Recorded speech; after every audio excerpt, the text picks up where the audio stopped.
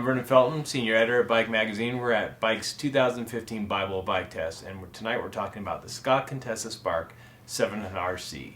It's a trail bike. It's $4,749. What'd you think of it? It's fast. To my own heart. Yeah, it's fast. It definitely just like motored right up the hills. Yeah. Fast, efficient, light. No dropper post, which you love. Really? You love no dropper post? That's a good thing? We had to beg her to put the seat down. Seat post down. Yeah.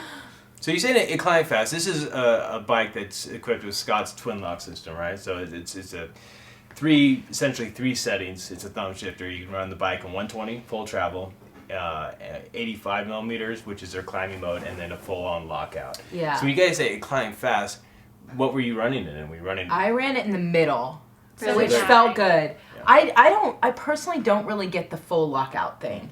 To me, it doesn't. I don't totally understand why you would need it's like really rigid. It's a rigid. Fully rigid. It's so stiff in the full lockout mode. Like, I rode it around the parking lot. It's a road bike. Pretty much. Yeah. Yeah. So anyway, that just kind of, I'm not really sure what Scott's philosophy is with that. It might be because in Europe, the fire roads are still a big deal. Yeah. And so if you're not dealing with traction and ledges and stuff, then maybe a full lockout makes sense. It felt good in the middle, though. Like, Yeah. it definitely felt good in the middle climbing. In the 85 millimeters. Yeah. Climbing mode. I rolled it full squish the whole time, which Did you? wasn't super squishy, but it was, responsive and nice. Yeah. How did it feel in terms of handling some of the tighter conditions? It felt good. On point. Yeah. Yeah. It was a little less, the descents were maybe a hair scarier on the Scott than some other things. It's definitely not a Road. forgiving bike. Yeah. Okay. No, it's So a little quicker definitely then? like It's rubber steering? on the ground, Yeah. fast, like that kind of bike. If you are looking for like descending technical, a little on the sketchy side. But So maybe a better almost part-time cross-country race bike, part-time trail bike sort of thing? Yeah, and Honestly, I think that's very much the ethos of Scott and their bikes, and it's all about super lightweight and fast, and they've definitely done that here. I'd like to see him lose the front derailleur, yeah, 2x10. especially we rode because in we're getting one spoiled. chainring the whole time, Yeah, and it's I just like when you're used to riding 1x11, you forget that there's another gear up there, and you just push that gear the whole way and call it good. Right. So it's just like there's not even a need for a granny gear, and it pedals so well uphill it doesn't really Yeah. matter. Well, what about the quality of the drivetrain? It was Yeah, all XT, right? Yeah, I was Right. gonna say the spec. Moving on to some of the other spec, it was definitely, a lot of synchros because that they're, tied in with Scott obviously. So there was a synchros cockpit and wheels, and I thought everything rode really nice. It was really great to see them spec a little bit wider of a bar on a women's bike. Did you guys notice how nice the grips were? I feel like Yeah, that's silly. I've those were never nice. noticed or cared about grips, but I was like, oh, those are nice. Well, every company's, all the women's-specific design bikes have women's grips, right? But these were different. I noticed them, which I never do.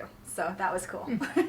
We've ridden some bikes that have totally unique geometry, right? They're women-specific designs bikes, and they're totally different than the male counterpart version. But the Scott's not the case. This is just the same frame as the Spark that's considered the men's bike. Did that bother you? Did you feel like something wasn't right? Did you feel like you needed a unique geometry, or were you cool with the way the frame was? No, it was cool. I It respect fit it. well. I dig it. I think it's awesome. Yeah, these guys are both taller than I am, so it did have the longest reach out of all the bikes. So being 5'4", I was definitely stretched on it. And being on a normal women's-specific medium frame, I'm on the bottom end, and that's the size. Like, I can ride a women's-specific medium quite well. But this bike, it felt big. But other than that, I still had a great time on it. Do you guys think the price is fair for the bike? Again, $4,749. Yeah. Yeah, definitely. I think it's almost a full carbon frame, and I think it's definitely got some pretty high component spec on it, and for I think that's you're getting a pretty good deal for. XT's always consistent. It's Right. always, it's just like solid no matter what. It's not flashy, but it always gets the job done, right? Yeah. Yeah.